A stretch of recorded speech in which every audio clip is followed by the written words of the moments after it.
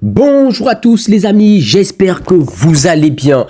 Cristiano Ronaldo a ouvert son compteur dans cette Coupe du Monde comme l'ont fait Lionel Messi, Mbappé, Erling Haaland. Tous les attaquants de cette Coupe du Monde sont en train de répondre présent. Mais lorsque Lionel Messi met ses 5 buts, personne n'a remis en cause en fait ses buts. Lorsque Mbappé te claque un doublé contre l'Irak, on crie au génie. Lorsque Erling Haaland te met un doublé, bref, tous ces joueurs, tous ces attaquants ont mis des buts depuis le début de cette Coupe du Monde et on attendait Cristiano Ronaldo. Et là, le Portugal vient de jouer donc contre l'Ouzbékistan. Cristiano Ronaldo met donc ses 2 premiers buts de cette Coupe du Monde. Et là, l'hypocrisie.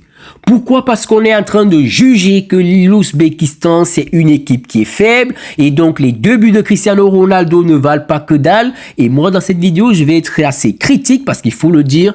La première phase, la phase de groupe de cette Coupe du Monde ne sert qu'aux attaquants parce qu'on voit très bien que le niveau est très très faible.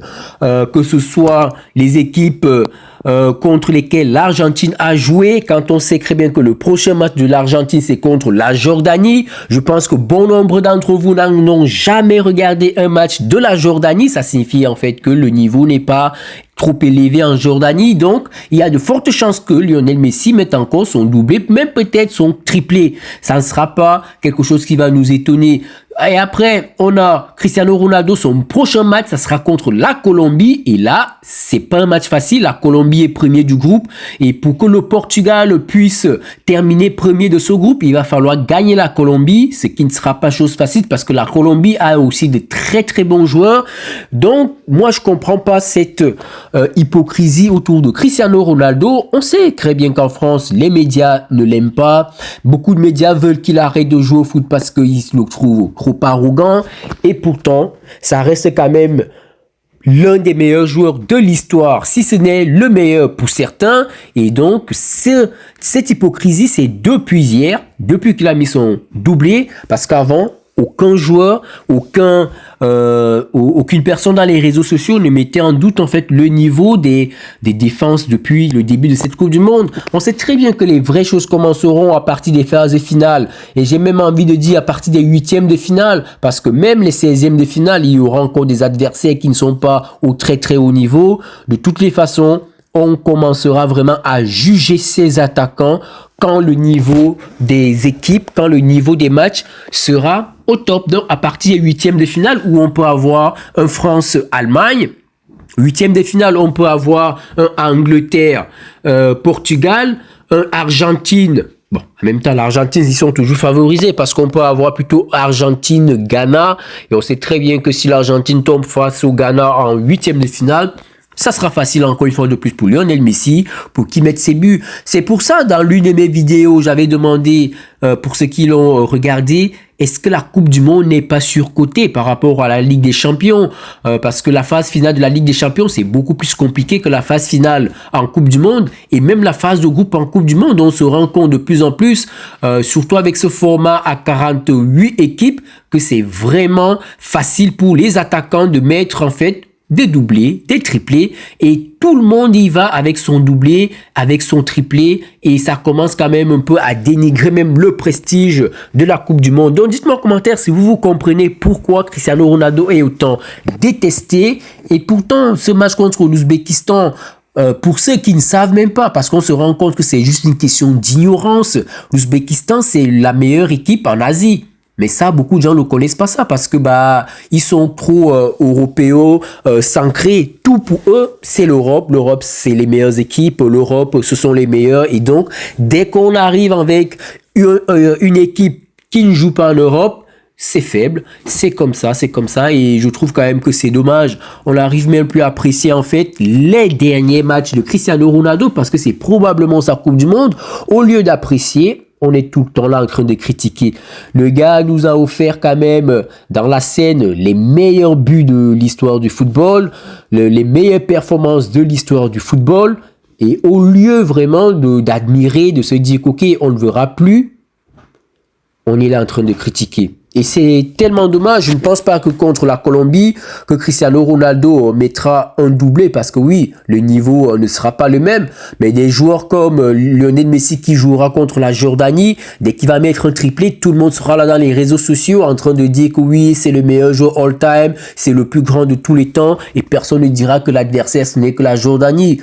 Parce que quand on regarde en fait tous les adversaires que l'Argentine a eu depuis le début de cette Coupe du Monde, bah c'est pas grandiose, c'est pas du tout grandiose en fait, et c'est ça qui est quand même qui est triste, et voilà. Donc moi je pense vraiment que beaucoup de gens n'aiment pas Cristiano Ronaldo parce que Cristiano Ronaldo c'est une preuve que même quand tu es un génie, le travail peut en fait te permettre d'aller très très haut, et ça les gens ne veulent pas en fait le comprendre parce on est quand même dans un monde aujourd'hui où on veut tout facilement, et pourtant lui à 41 ans il a le corps d'un jeune de 20 ans, et quand il dit par exemple qu'il peut encore jouer jusqu'à 45 ans, les gens n'aiment pas entendre ça.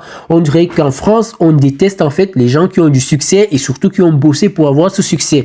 Donc c'est quand même assez triste qu'aujourd'hui à 41 ans Cristiano Ronaldo soit encore la cible des médias juste parce qu'il met un doublé dans un match de Coupe du Monde, parce qu'il devient le meilleur buteur portugais de l'histoire de la Coupe du Monde, parce qu'il devient le seul joueur de l'histoire à être buteur dans 6 Coupes du Monde différentes, parce que même Lionel Messi n'a pas fait ça.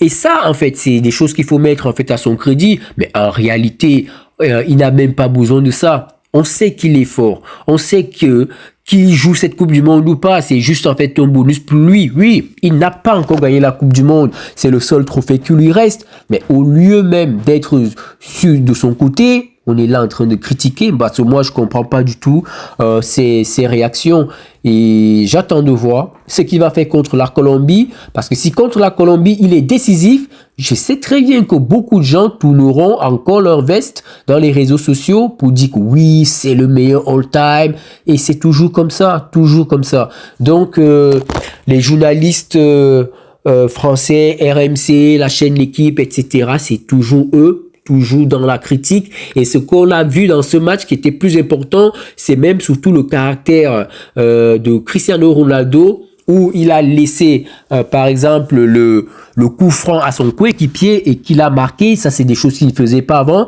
Ça montre quand même qu'aujourd'hui il laisse la place à ses coéquipiers pour qu'ils prennent aussi de la lumière.